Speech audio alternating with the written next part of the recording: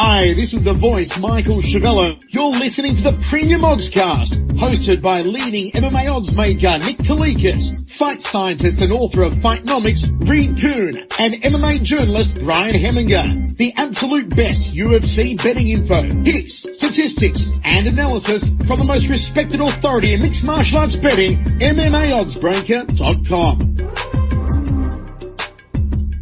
Welcome to the Premium Oddscast, presented by BetDSI. I'm Brian Hemminger, joined today by leading mixed martial arts oddsmaker Nick Kalikas to break down this Saturday's UFC Fight Night 136 event, which takes place in Moscow, Russia.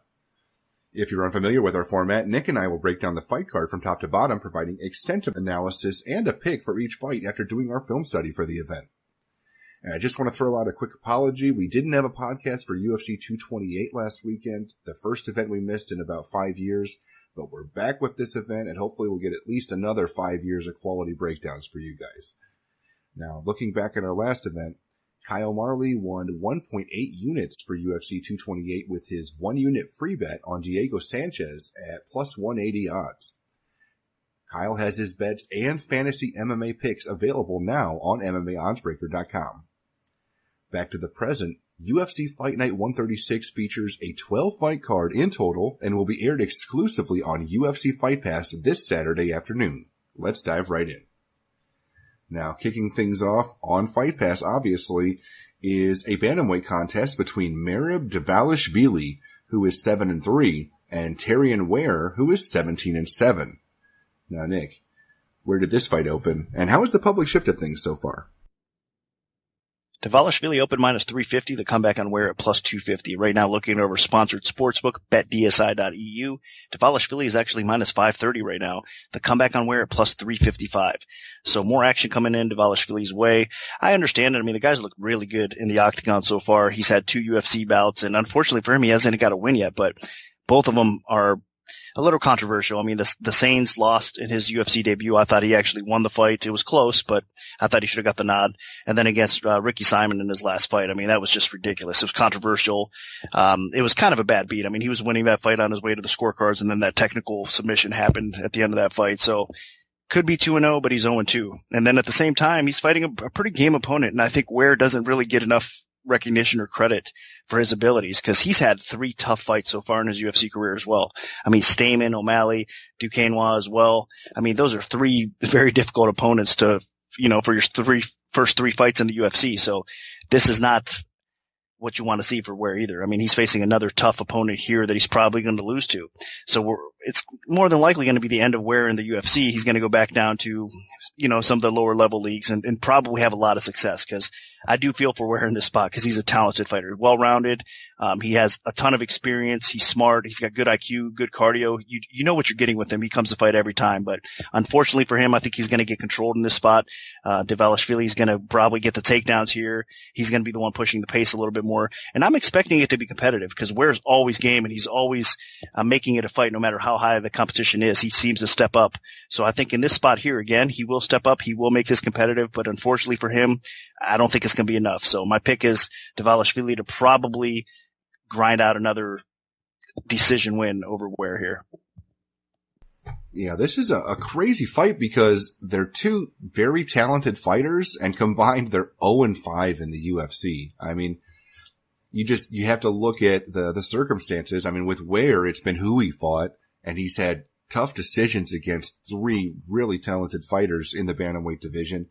And Dvalishvili, I mean, he's been right there with Sainz. I mean, could have gone either way. And as Nick mentioned, the whole Ricky Simon thing, I mean, that is just beyond a crazy ending. I mean, if you had bet Dvalishvili in that one, I mean, you're probably still gritting and grinding your teeth. In this contest, I mean, realistically, it boils down to, can Ware stay upright? And I'm just not sure. He does not have the greatest takedown defense at 47%, and Dvalishvili is going to be shooting in for takedowns consistently for all 3 rounds. I mean, that's what this guy likes to do.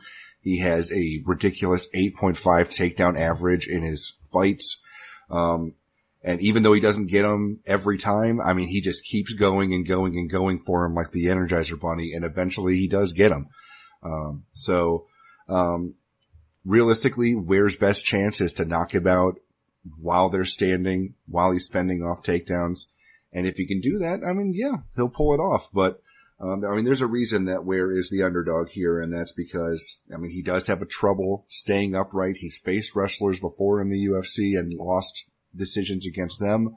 So I think what happens here is Dvalishvili does get those takedowns eventually, wears down Ware, and then does win a decision. Although I can see this being competitive, especially during the bouts where it's on the feet, and if Ware does fend off a takedown or two early while he's still got the strength. So my pick is Dvalishvili, but, you know, Ware is always going to be game, especially with, you know, the competition he's faced thus far in his UFC career. Now moving up to the welterweight division, we have Ramazan Emeev, who is 17-3, taking on Stefan Sekulic, who is 12-2. Now, Nick, what's the MMA Oddsbreaker's perspective? What's the MMA Oddsmaker's perspective on this one? Emeev opened minus 475 to come back on Sekulic at plus 325. Right now, over at BetDSI, it's minus 540 for Emeev, and the comeback on Sekulic is at plus 365. So more actually coming in Emeev's way. Not really surprised. I mean, he's looked solid so far in his 2 UFC fights, his wins over Alvey and Mina. Now he's facing a guy that's coming in on short notice in his UFC debut, and I don't think he's really up to par with Amina or Alvey. So this is kind of a step down for Emeev in competition. Even though Sekulic is not a bad fighter, don't get me wrong. I think he's pretty well rounded. He deserves a shot in the UFC. He's still fairly young as well. So there's a lot to like about him. I just think, unfortunately for him, the areas where he's strong at, which Emeev, unfortunately for Sekulic, is also stronger. I mean, he excels. I think Emeev's going to have the better takedown game. He's going to have the better wrestling, the better top control. I think the stand-up exchanges are going to be close, but Emeev also has a slight edge there as well. So across the board, this is Emeev's fight to lose, and I don't think he's going to do that. Like I said, I think this is a step down in competition. It's a bigger step up for Sekulic here. So I think Emeev's going to be 3-0 after this fight, and maybe we see a late finish. It depends on what kind of shape Sekulic is in. You know, like I said, taking this fight on short notice or whatnot, but I think overall, typically speaking, Emeev probably grinds out a decision win over Sekulic. So the pick is Emeev. I mean, he's a solid favorite for a reason. I think he does come through with the win here. Yeah, while Emeev has won by decision in his first 2 UFC fights, you got to think that those were quality decisions against really top opposition with Sam Alvey and Alberto Mina. And with Emeev dropping down to the welterweight division again in his last fight, he looked sharp. So, I mean, this is a guy that has a little bit of wrestling, some pretty good striking. He's not the most active fighter, but I mean, he gets the job done, and he's been impressive. And then he had obviously the nice run in M1 before that. So, I'm a fan of Emeev. I think that he's got a lot of talent. And, as Nick mentioned, I mean, Sekulic is a guy that actually does have some good skills. I mean, he has some pretty good wrestling. He has some pretty good striking, but he's just basically like a poor man's version of Emeev. So I just think he's going to have a lot of difficulty, making his game plan work, getting to consistently actually land a takedown or to consistently find a home for his striking, because I think Emeev's just a little bit better than him in both. So if they get into a scramble, I expect Emeev to get the better of it. If Sekulic is shooting for takedowns, I think Emeev probably stuffs it, and if Emeev shoots for a takedown, I'm not sure if Sekulic will be able to stuff it. But as Nick mentioned, I do think Sekulic is a pretty talented fighter. This is just a tough way for him to make his UFC debut on short notice.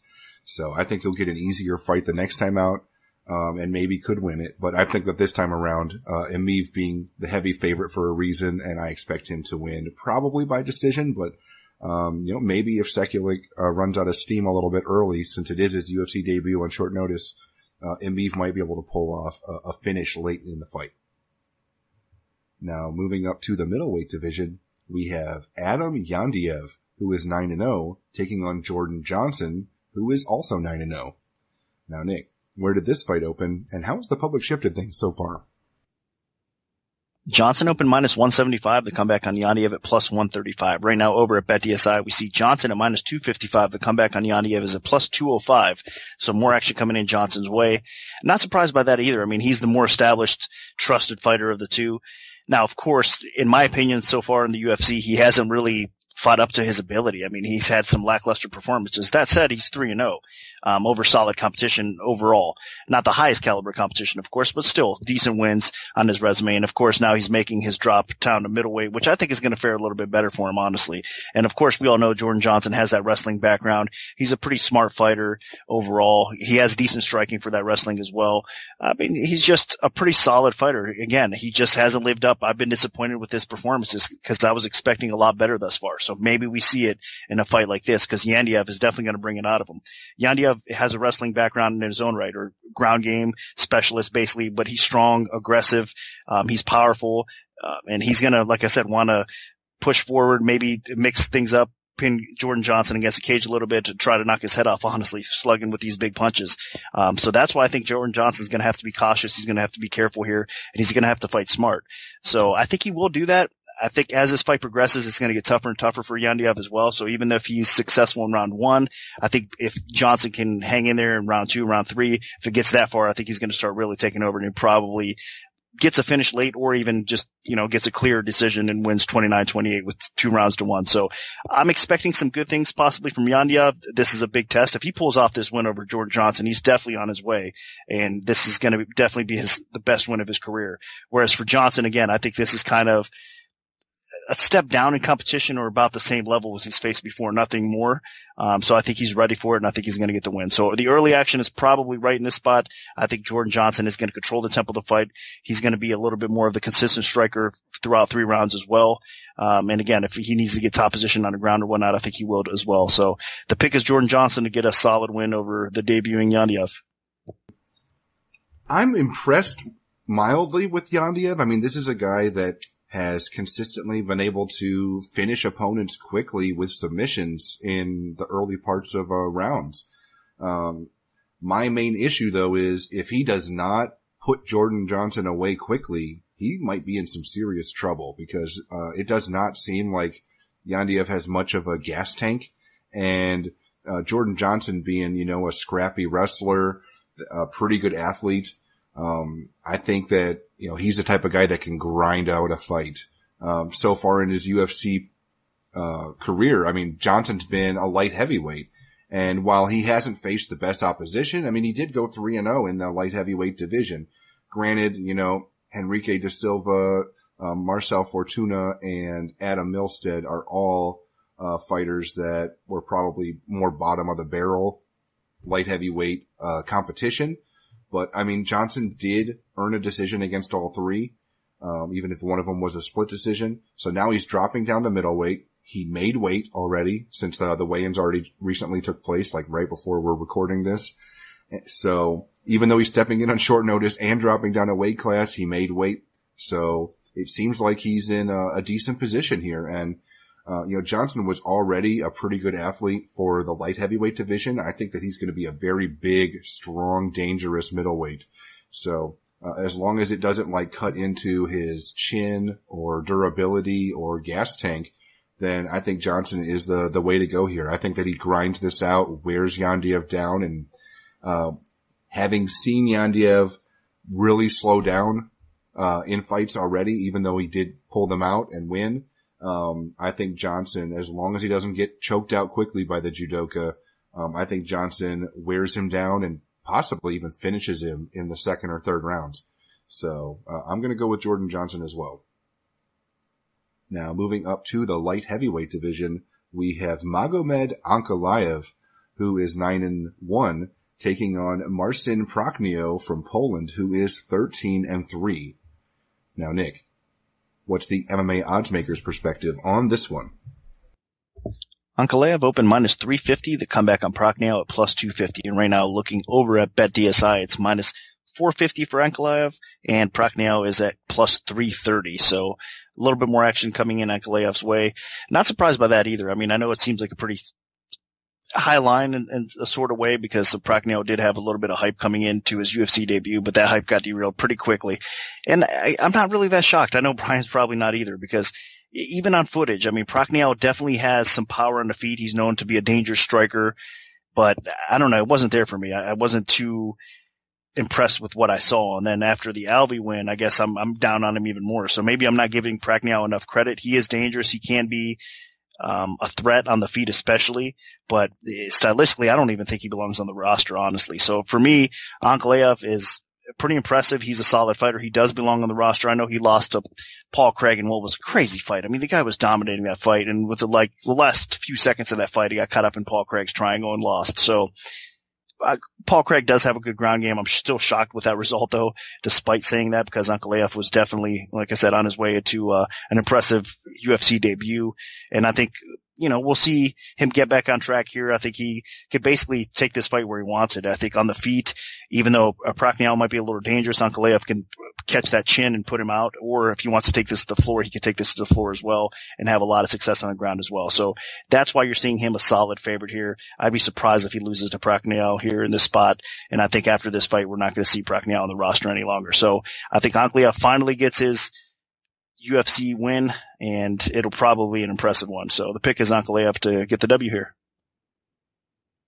And I'm with Nick here. I mean, Ankalaev made a rookie mistake in his UFC debut in a fight that he was dominating against Paul Craig, ended up getting submitted in the third round against a relatively dangerous submission artist. But against Pacquiao, I just don't see it. I mean, Pacquiao does not have the submission prowess to catch Ankalaev in something. He does have a bit of knockout power. So, I mean, as long as Ankalaev just sticks to his guns and goes to his wrestling, I don't see how he loses. I don't see Pacquiao being able to stop Ankalaev from taking him down. I don't see Pacquiao, being able to catch him easily. I mean, Ankalaev is a really solid athlete, a big, strong, physical guy, and I think that he makes mincemeat out of Pacquiao, to be honest. So I think this is going to be a really tough matchup for Pacquiao. I don't think he's able to keep this upright because that's the only place that he has even the slightest chance to win. And I think that he spends the whole fight on his back until either it's finished or Ankalaev wins a one-sided decision. So I completely understand why Ankalaev's the favorite here, and I expect him to get the victory. So Ankalaev is my pick.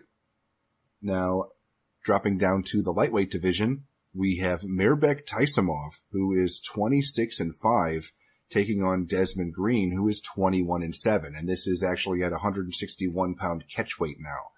So, Nick, where did this fight open, and how has the public shifted things so far? Taisimov opened minus 350 to come back on Desmond Green at plus 250. And right now, looking over at BetDSI, it's minus 485 for Taisimov to come back on Green at plus 335. So basically a 5-1 favorite across the down bet screen. Taisimov is over Green. I do think that's a little high. I understand styles make fights, and man, Taisimov has looked phenomenal. I mean, I've underestimated the guy as well. I mean, we knew he had some hype coming in to the UFC, but what he's done since he's been in the UFC outside of that Prazeres loss, which, you can give the guy an excuse. He wasn't feeling good. Brian brings it up to me all the time as well off air.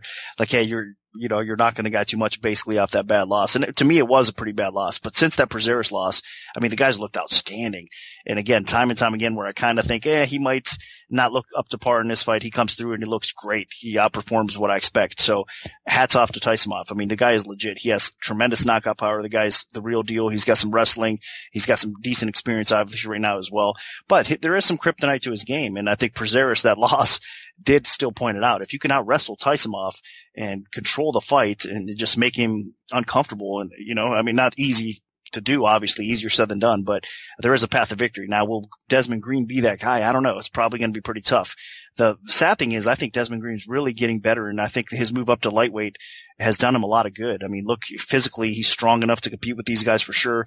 His athleticism's there. I just wish he worked and focused a little bit more on that knockout power. The guy definitely has some strength, but he doesn't have that pure one-punch knockout power quite yet. He's shown some flashes of decent, striking and ability to definitely make his opponents feel the strikes, but he still needs to get a little bit more of a threat in that aspect of things, where Taisimov obviously has that one-punch knockout power, and he can basically put anybody down in the division if he catches them. So Stylistically, I think Green's going to have to take this fight to the ground. He's going to have to make this an ugly fight to pull off the win. I'm not so sure he's going to get it done. I do think the line is a little bit too high, though. There's no way it should be around 5-1. So I think Green's going to outperform the current line right now. It might be a dog or pass situation, but I'm not going to pick against Taisimov right now. I mean, the guy has looked good. I know he's had some weight issues on the scale. He came in over, and like Brian said, this fight got moved to a catch weight. But still, with that being said, I have to at least pick Taisimov to win. If you guys are betting this fight out there, it's a dog or pass situation. Do not lay chalk on this fight. Don't throw Taisimov in parlays either. I would not recommend that. I mean, if you think Taisimov's going to win easy, just sit back and watch and check it out and see if you're right. But I don't think it's worth a stab at laying that kind of chalk, even in parlays or whatnot. So the pick is Taisimov to get the win over Green, but I think it's going to be probably a little bit closer than people think. Yeah, Taisimov's run, especially recently in the lightweight division, has been nothing short of impressive. The guy just goes out there and he takes care of business, getting knockout after knockout after knockout. He's on a 5-fight knockout streak, all within the first 2 rounds. And he's done it against a few pretty tough fighters, especially like Alan Patrick and most recently Felipe Silva. I mean, he is just a really dangerous fighter that not a lot of people want to face right now. Now, obviously, I'm concerned about the fact that he missed weight so badly, especially a fight in Russia. I mean, I know he trains a lot of times in Austria. He did some stuff at Tiger Muay Thai in Thailand, but really no excuse for Taisimov to be missing weight here. But, I mean, there's a bunch of questions about Des Green, too. I mean, he was in a really serious car accident since this fight was announced, where a couple people died. So there's a lot of things going on in his head, maybe even physically as well. And while Des Green did look really good in his last fight against Gleison Tibau, I think that, Tibau was, on the downswing in his career. And, that was just a good stylistic, opportunistic matchup for him. And now he's getting thrown to the wolves here. I mean, Taisimov is a dangerous, scary fighter that is fighting at peak capability right now. And realistically, I don't see Des Green being able to stand with Taisimov. Taisimov's power is too much. If Green has any shot, he has to go to his wrestling. I mean, that was his bread and butter, when he was at featherweight. He really hasn't used it a ton in the lightweight division, but he's going to have to go to it if he wants to win this, because that's the only way Taisimov has been beaten so far. And I'm just not sure if Green has the physical ability to throw Taisimov around, because so far the only one that's been able to do it was Prazeres, and he's still throwing around welterweight since moving up a weight class. So I'm going to side with Taisimov here. I think the power continues, and even though Green has had some very impressive performances both at lightweight and featherweight in his career, and I don't think I can remember a moment of him being hurt on the feet, there's always a good chance that somebody's going to be getting knocked out by Mairbek Taisimov at this point. So, especially with a few extra pounds that he gets to keep, I'm definitely concerned. So, I'm going to side with Taisimov. I think that he at least wins a decision, but there's a decent chance that he knocks Desmond Green out. Now, sticking with, at least intended with the lightweight division, we have Rustam Khabilov, who is 21-3, taking on Cajun Johnson, who is 22-13-1. Now, Nick, what's the MMA oddsmaker's perspective on this one?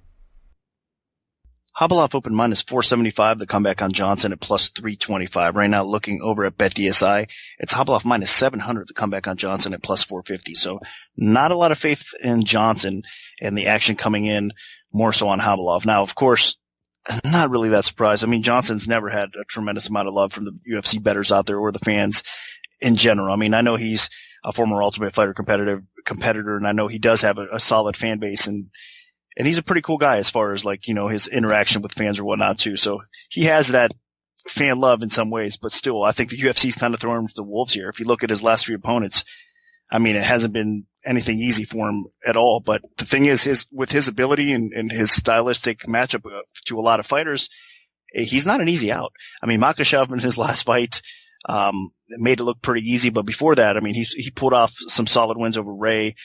His win over Martins was pretty impressive because that was a bit surprising to most people as well. So he just has that in him. I mean, Johnson does have knockout power. He does have some wrestling. He does have a ground game. And of course, he's a veteran of the sport. He's been around for so long. There's not much he hasn't seen. So again, I think the UFC's kind of throwing him to the wolves here because, he's one of those outspoken guys on the roster that he speaks his mind and he's not afraid to do so regardless of what maybe the UFC brass thinks. So I think that here, again, there's matching him up with Khabilov, which I think Khabilov is a terrible stylistic matchup for him as well, because even though Johnson does have some decent wrestling, it's not up to par with Khabilov. Khabilov should be able to get this fight to the ground.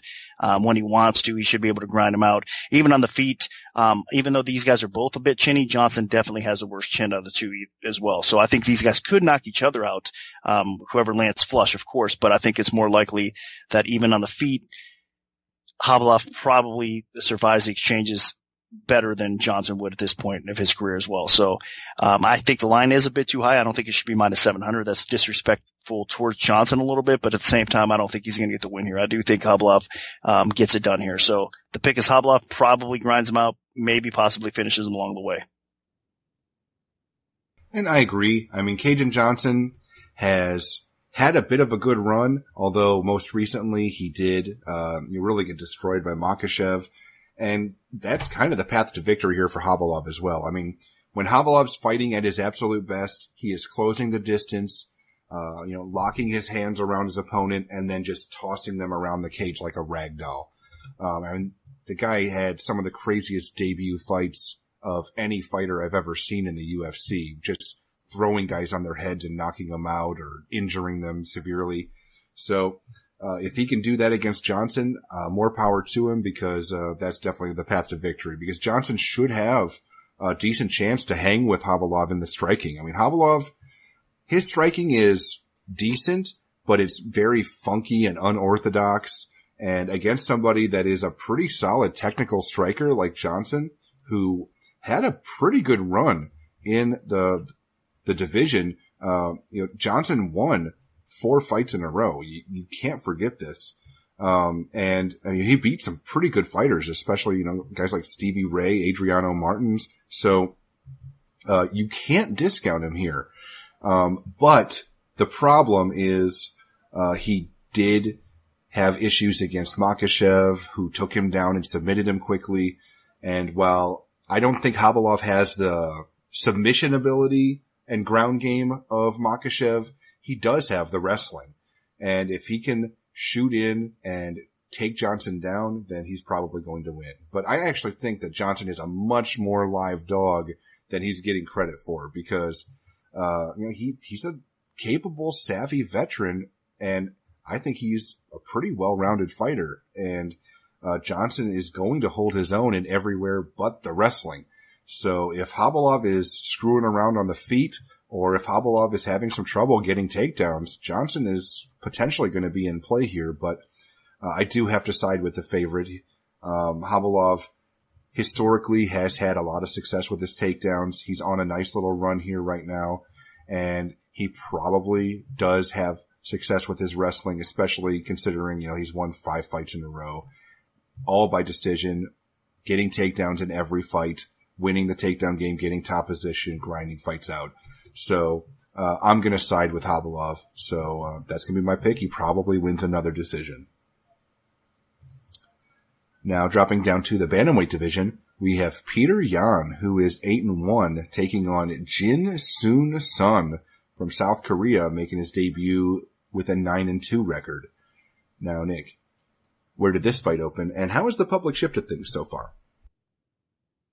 Yan opened minus 530, the comeback on Sun at plus 350. Right now, looking over BetDSI, it's minus 900 for Yan. The comeback on Sun is at plus 550. So needless to say, action coming in Yan's way, public driving the number up. I mean, short notice of about a week or so. It's tough for anybody making your UFC debut. And then over one of the biggest prospects in the game right now in Yan. I mean, his UFC debut was nothing but impressive. I mean, how he just ran through Ishihara. I mean, I know, again, Ishihara is not known to be a title contender or anything of that nature, but at the same time, he's a pretty dangerous and solid fighter. And to make your debut, that's a fair debut to make for a solid fighter like Yan, especially all the hype that came in to his UFC debut. I mean, he definitely lived up to it. It could not have went any better. So with that said, now the hype continues to roll even more so. And he's facing a very solid fighter in Jin Soo Son. I mean, this guy is very good. I think he's dangerous everywhere. He's got some knockout power. He has decent experience as well. He's kind of a wild man in the ring, or the cage at times as well. So this is going to be a fun fight. I mean, Son is the type of guy that's going to bring it. I don't think he's going to be intimidated. But again, that all being said, Jan is just a better version of Son as well. I think regardless of where this fight takes place, Jan is going to be controlled. Jan is going to be the more dangerous fighter on the feet. And I think he probably does catch Son along the way and put him out. So that's why you're seeing everybody confidently coming in this way. Now at minus 900, you can't touch this fight. You can't go near it at this point. There was probably some value early on at minus 5-1, as crazy as that sounds. But from a betting perspective right now, you just kind of let it go. I mean, if you guys haven't noticed, this card from top to bottom is pretty chalky. It's not the best card to be betting with. I mean, there's going to be mostly favorites that do come through. I'm sure there's going to be a dog or two that bark on this card, but picking them is going to be a tough one to do, honestly, throughout this card. So the chalk probably comes through here as well. And I think Peter Yan continues to look good. Possibly another highlight reel type of finish here for him. So the hype's going to continue to roll. Yan is the pick. Yeah, I mean, there's really not too much to break down here. Jin Soo Son is a talented fighter, and I have a lot of respect for him. I mean, he's had a pretty good run in the Deep organization, but this is a ridiculous type of fight to make for your UFC debut. I mean, Peter Yan is one of the most complete and dangerous strikers I've ever seen make that was that good when they debuted in the UFC.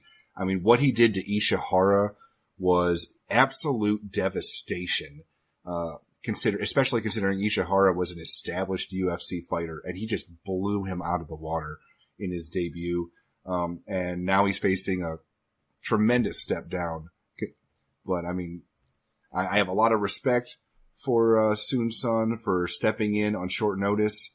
But I mean, Yan was supposed to be taking on a really talented Brazilian striker in Douglas Silva de Andrade. And, that fight actually was pretty intriguing. I mean, I was still going to pick Yan, but I expect Yan to win very violently in this fight. I mean, Son's going to be game for a little bit, but Yan is so technical and so vicious and powerful. And this is a guy that even though he's just one fight into his UFC career, he could legitimately be ranked in the bantamweight division. He's that good. And I think that he showcases just how good he is again in this contest. So I think he feasts in this bout and probably wins by knockout or TKO at some point in the first or second round. So my pick is going to be Peter Yan. Now moving on to the headlining bout of the preliminary card, we have Khalid Murtazaliev, who is 13-2. Taking on CB Dalloway, who is 18-9 in the middleweight division. Now, Nick, what's the MMA oddsmaker's perspective on this one? Murtazaliev opened minus 160. The comeback on Dalloway at plus 140. Right now, looking over at BetDSI, it's Murtazaliev at minus 170. The comeback on Dalloway at plus 140. So line margins have tightened up. Pretty solid opener. Now, Murtazaliev is stepping in on short notice to take on Dalloway. That's one thing I don't like about that from the rip. But outside of that, I mean, stylistically, he could be a tough matchup for Dalloway. That's why you're seeing him come in as a favorite. He's a very solid fighter. He has a wrestling background, which of course CB Dalloway also has a wrestling background. So that makes things interesting here. But Murtazaliev definitely has a ton of knockout power. I mean, he's got 12 knockouts on his resume, but part of that, of course, is him getting the fight to the floor and dropping some ground and pound as well. So the guy has a quick shot. He has really good wrestling and again, has that knockout power and he's a dangerous finisher. And if you're going to tell me the blueprint to beat CB Dalloway is definitely catching that chin, keeping the fight upright, keeping some space, utilizing your wrestling in reverse and keeping a little bit of space and trying to outstrike Dalloway and catch that chin of his. That's how you're going to beat him because typically you don't see Dalloway getting out wrestled or out controlled in the cage all that often. So Dalloway does have some outstanding wrestling, probably underrated wrestling and cage control. And then on top of that, he's faced the who's who, and in the UFC thus far. You can't compare resumes out of the two. Dalloway's definitely been more battle tested in this spot. His striking's not bad. He does have some power in his own right as well. He's going to have some length in this fight. His kryptonite is that chin. If he can avoid getting clipped, I think he can win this fight. So it's a tough one because, again, how much trust do you really have in CB Dalloway's chin? And sometimes his IQ to go along with it as well because this is wrestler versus wrestler. Both of them have finishing ability. but Dalloway definitely has a worse chin. So with all that said, I still have to kind of side with Dalloway because I think he is a little bit more ready at this point. I mean, he's going to come into this fight with more of a training camp, of course, and at the same time, more high level experience. And I think if he doesn't get clipped in the chin, he probably wins a fight. So my pick is going to be CB Dalloway to get the upset win, over Murtazaliev here in this spot. And I'm actually going to side with the veteran Dalloway as well. I mean, the main thing you got to remember is, Murtazaliev, while he is a talented guy and he's got some knockout power, I mean, he is also stepping in on short notice. Dalloway, this is his second fight since returning to the middleweight division. Granted, he didn't look great against Hector Lombard, especially at the end of that first round, but then he ate some fights or some shots after the bell, ended up getting a disqualification win. So, a win to win, I guess. But Murtazaliev, this guy he has some power, but he's not the most explosive, active guy. And I think that plays right into Dalloway's hands. I mean, on the feet, Dalloway is actually a pretty good striker. The problem, of course, is, he can't eat a shot very well. His chin and durability have always been a big question mark. They've always held him back throughout his career. But, I mean, his wrestling game is top notch. He has excellent ground and pound. He can push a pace for 3 rounds if need be. And he has some power on the feet. And he actually has improved his striking ability and striking defense quite a bit. So, I have a lot of respect for CB Dalloway. He's always going to be a dangerous fighter. And as long as he can protect his chin, he's game to beat just about anybody. So with this being a short notice fight for Murtazaliev, I think that Murtazaliev biting off a little bit more than he can chew. Dalloway is, not quite a top 15 talent, but I mean, he's always going to be capable of beating somebody that is, that can't defend a takedown or that, doesn't protect their chin for a few moments. So I think Dalloway definitely has a really good chance to pull this fight out. And I think that whether he uses his wrestling or maybe just outworks Murtazaliev on the feet, there's a decent chance that Dalloway picks up this victory. So as long as he protects his chin, as long as he doesn't get knocked out, which is almost certainly the path to victory here for Murtazaliev, but I think CB Dalloway gets the victory. So I'm going to side with him. Now, kicking off the main card, we have Alexei Kunchenko making his UFC debut finally. In the welterweight division against former title challenger Thiago Alves, who is 27-12. And Kunchenko is 18-0. Now, Nick, where did this fight open? And how has the public shifted things so far? Kunchenko opened minus 245, the comeback in Alves at plus 175. And right now over at BetDSI, it's minus 525 for Kunchenko, the comeback in Alves at plus 375. I am surprised that it reached 525 levels. I thought Alves would get a little bit more respect than that, but I mean, the writing's on the wall. We all know what this matchup's all about. Alves, unfortunately for him, he's on the back end of his career. I mean, he was a warrior throughout his career. He made it to title contention. I mean, the guy, in my opinion, he was one of the welterweight greats. I mean, his ability in his prime was amazing. His takedown defense, his striking ability, his finishing ability, nasty leg kicks, everything. The guy was a fun fighter to watch. So now he's pretty much a gatekeeper. I mean, they're bringing in Kunchenko. He's the M1 welterweight champion. He has a lot of experience outside of the UFC.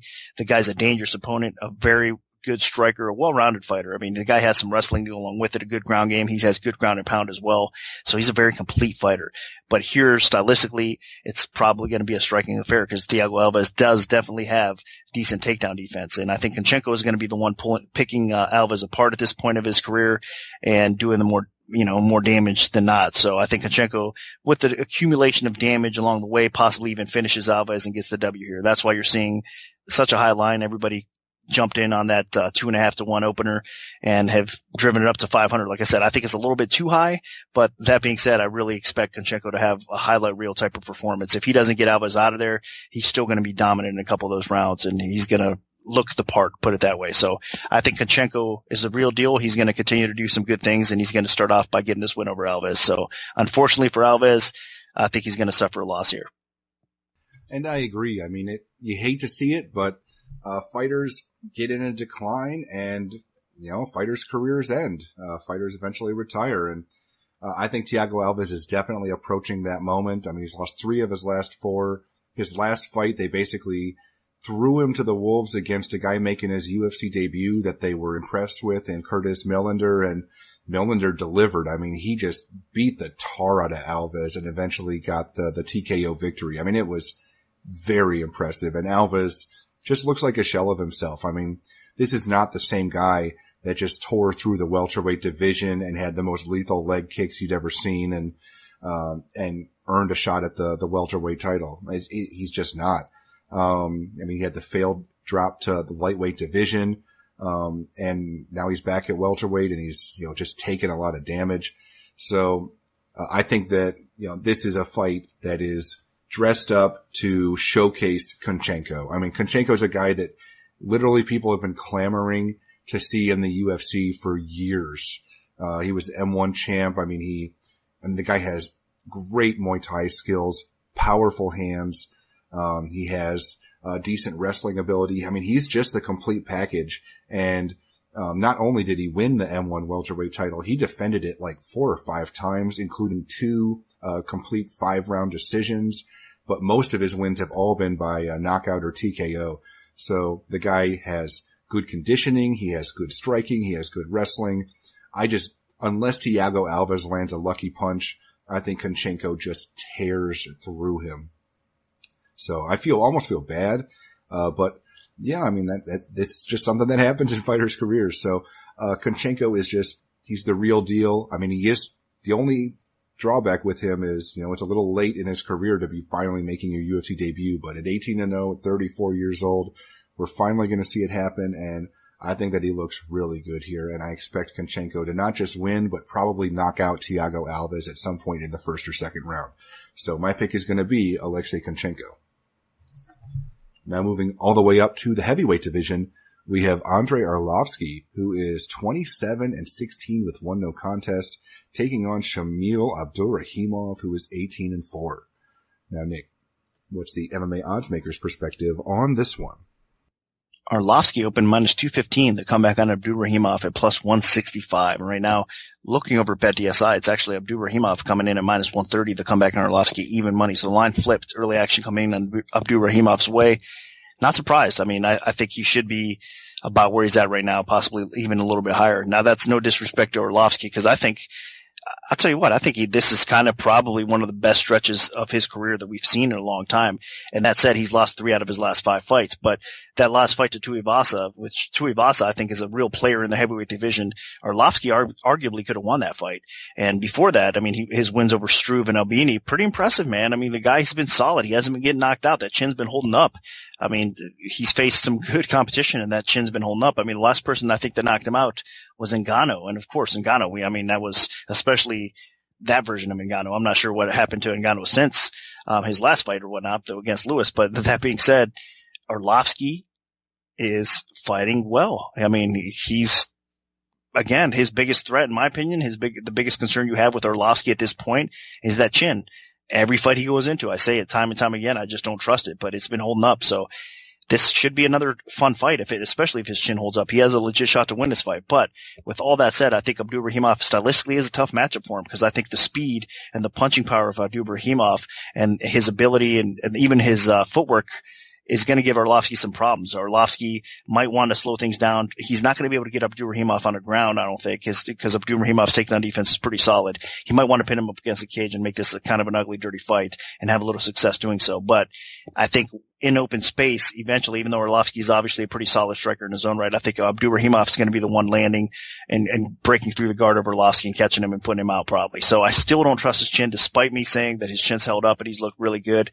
I think the speed and power of Abdurakhimov is going to come into play here. Especially, he's got a little bit of confidence, of course, right now as well, because Abdurakhimov is coming off of a pretty impressive knockout win over Chase Sherman. I know it's not Arlovsky, but still went over Sherman in the fashion that he did. He just went out there and beat him in round 1 early like he did. I think that's only going to give him more confidence. And before that, he did suffer a loss to Derek Lewis. He was winning that fight.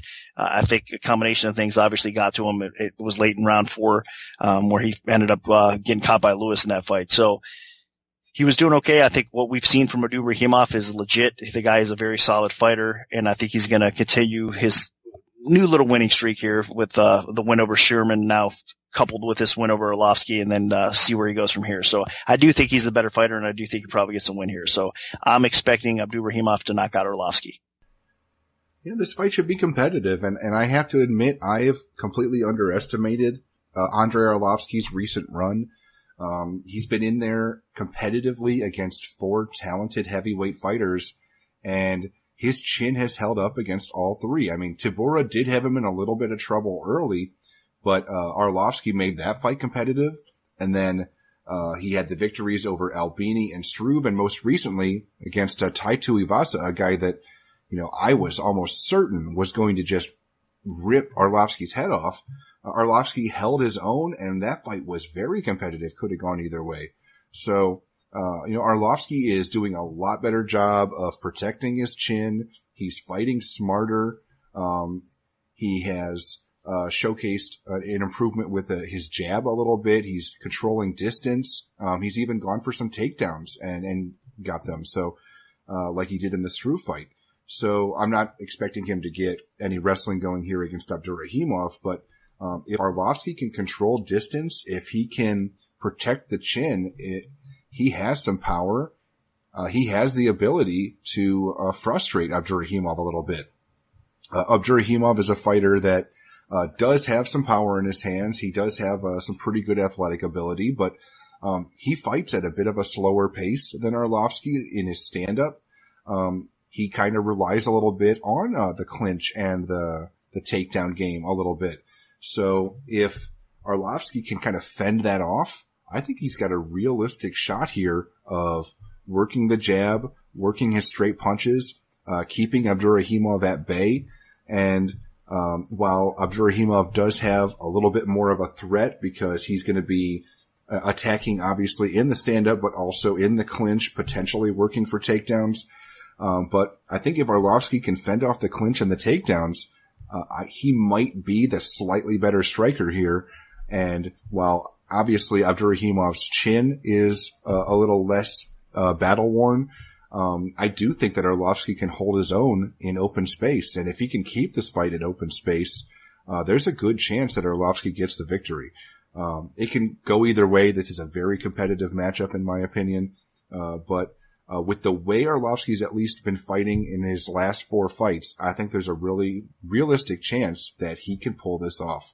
So I think Andrei Arlovsky actually does eke out a decision victory in this contest. So I'm going to side with the veteran. Now moving on to the co-main event of the evening, we have a light heavyweight contest featuring Jan Blachowicz, who is 21-7, taking on the returning Nikita Krylov, who is 24-5.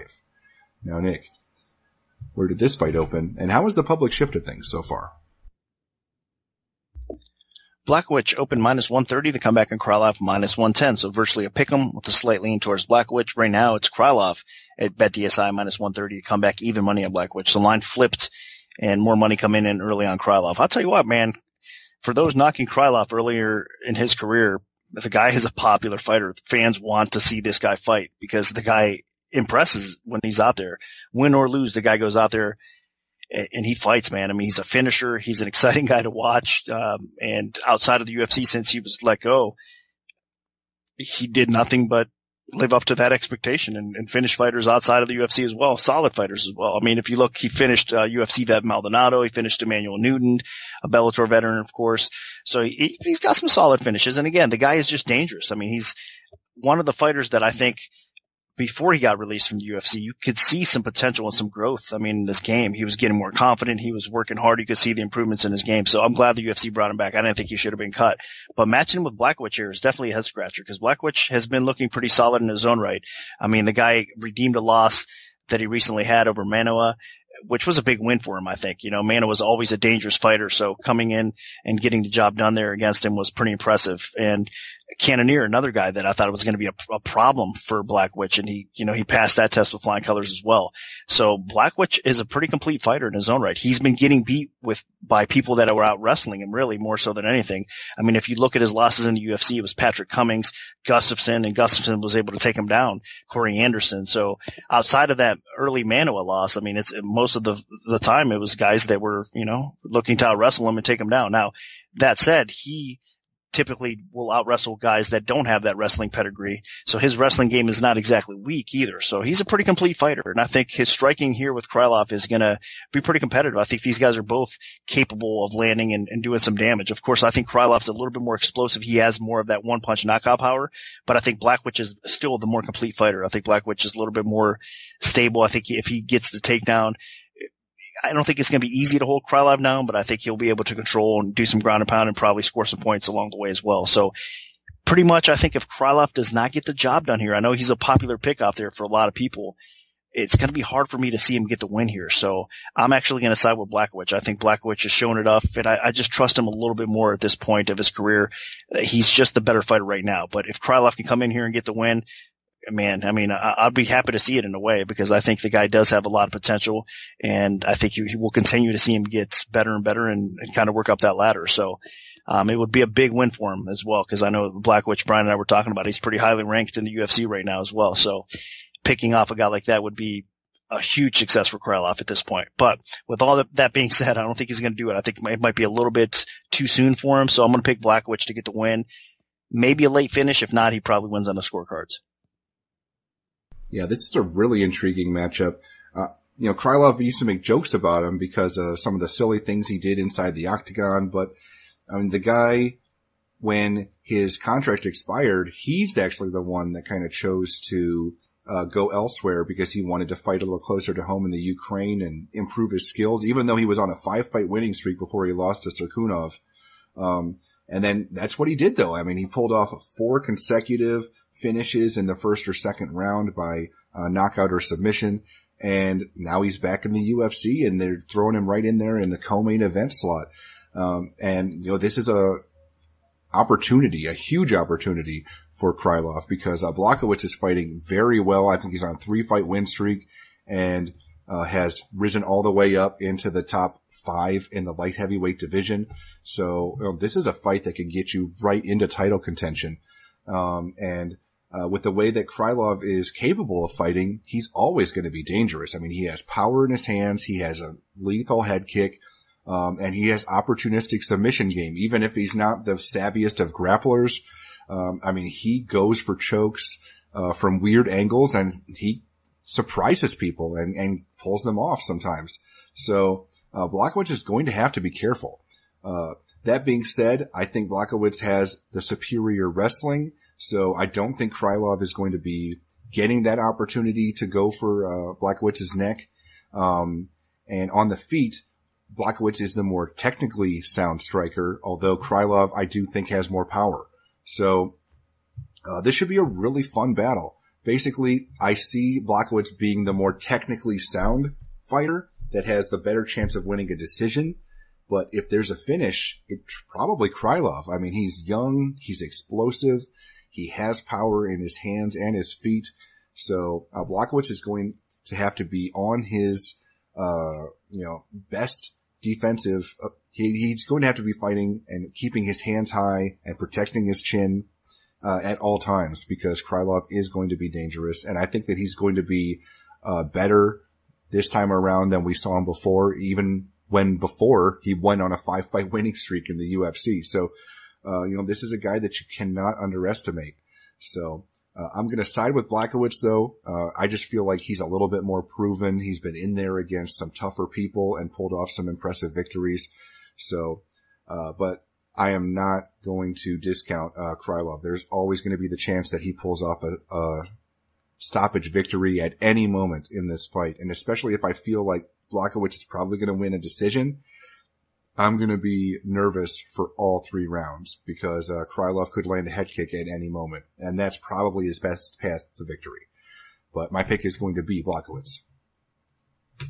Now this brings us to the main event in the heavyweight division. We have Mark Hunt, who is 13-12-1 with no contest, taking on Alexei Oleinik, who is 56-11-1.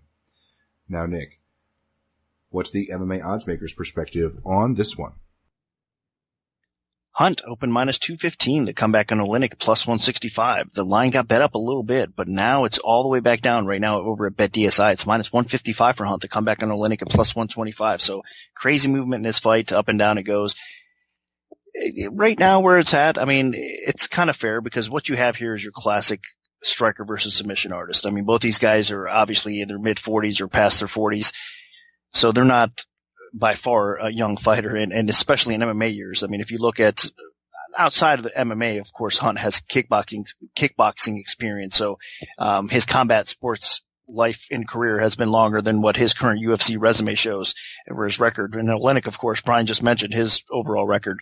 So these guys have a lot of wear and tear throughout, the history of their performances. And I think both of them can still perform at a high level. You're seeing the main event, despite all that. So Hunt is able to knock people out. Oleinik is able to submit people as well. So these guys, again, classic submission artists versus your strikers. So it should be a fun fight. And it's a tricky one because really if Oleinik can get this fight to the ground, he's going to sub to Hunt. There's no question about that. But it's not easy to get Hunt down. I mean, we've seen time and time again, only the better wrestlers in the weight class recently have been able to get Hunt down. So that's been a problem because I think the way these guys match up now, Oleinik is powerful even on the feet. So he's strong. He's got that old man strength as well, but he's kind of a sit and duck for Hunt. I don't think he's going to be able to move his feet quick enough to get out of the way of a big punch from Hunt. So I think I'm going to lean Hunt's way just because of that. I don't think Oleinik's going to be able to have the shot to get it to the floor. Now, let's not forget, Oleinik doesn't necessarily need to get the fight to the floor to get the win by sub. I mean, we even seen against Albini, he could start his submission game standing up, if he just clenching up with you. I mean, he's always dangerous around your neck. If you leave a limb out, neck, whatever it is, he can take advantage and exploit that. So you got to be careful with Oleinik, even if it's on the feet. But that said, if it's on the feet, it definitely favors Hunt. So I think what's going to happen here is we're going to see these guys show each other a little bit of respect. But eventually Hunt's going to blitz in there and land that big bomb and put Oleinik out and then just maybe follow up with a punch or two and get him out of there. So could be wrong, but I think that's the way it plays out. Tricky fight to bet here as well. How confident are you that Hunt won't get taken out by Oleinik and submitted? If so, lay the chalk. If not, I think it's a dog or pass situation for sure. So I'm kind of on the fence with this as far as the betting window goes as well. But as far as a pure pick, I would go with Hunt. I think Hunt probably knocks him out. Yeah, that's the thing though, is what makes Oleinik so dangerous is he doesn't have to get a takedown to get a submission.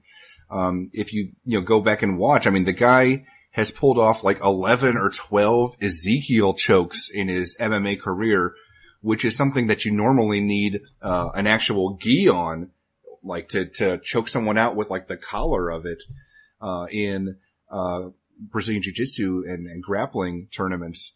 But he's the only person that I know of that's ever pulled off Ezekiel chokes in MMA, and he's done it twice in the UFC. The only person that's ever done it. Those are two of his more recent victories, over Victor Pesta and most recently Junior Albini. And what's actually super sneaky about that Ezekiel choke is, Oleinik can like make it look like you're the one getting the takedown, and he will give up mount just to pull this choke off and then tap you out. I mean, it's unbelievable. So, and Mark Hunt, we've seen sometimes he has been the aggressor in grappling exchanges. I mean, you look at some of his past fights, against like even Ben Rothwell way back in the day. I mean, he actually, was working for takedowns and trying to get top position in that fight, even going for an armbar at one point. So, he might get suckered into top position if Oleinik like kind of pulls guard on him, and then there's always the possibility that he falls for that trap. So you always have to be on your guard against Oleinik, but you also have to remember that Oleinik can be knocked out. I mean, Curtis Blades, beat him up with top position. Curtis Blades is actually the last man to beat both of these fighters. But Curtis Blades really put a hurting on Oleinik in Oleinik's most recent loss. And throughout his career, Oleinik has been knocked out. I remember even back in the Bellator days, Neil Grove took him out. So, he definitely can be knocked out. Jared Roshold had him in some trouble, but then Oleinik actually knocked Roshold out. So, that's another thing. Oleinik, while he's not a very technically sound striker, he does have some power. So Mark Hunt can't get too cocky in this fight, or he might walk right into something. But overall, Hunt definitely is the technically superior striker. If he keeps this upright, if he manages his distance, if he kind of fights it like he fought against Derek Lewis, where he just picks his spots, works to the body, works to the head, mixes things up, avoids allowing Oleinik to get a good body lock on him or something, then Hunt should be able to pull this off. But you always have to be nervous because, Oleinik's going to be the Russian fighting in Russia. He's going to have huge crowd support in a main event for the first event the UFC's ever held in Russia. So I'll never count Oleinik out, especially with some of the impressive victories he's had throughout his career. But I'm going to side with the Super Samoan here. I think Mark Hunt does avoid the ground, and he does connect with some heavy shots and eventually does knock Oleinik out. So my pick is going to be Mark Hunt. So that'll do it for our full event breakdown for UFC Fight Night 136. If we have any free plays to give out, make sure to follow MMAOB Premium on Twitter, because that's where we'll post them first. We can also notify you of any free bets via email alert if you prefer that method. Just send an email to picks@MMAOddsBreaker.com and we'll add you to our free bet mailing list. Special thanks to BetDSI. Good luck everyone, and hopefully the betting gods are on your side this week.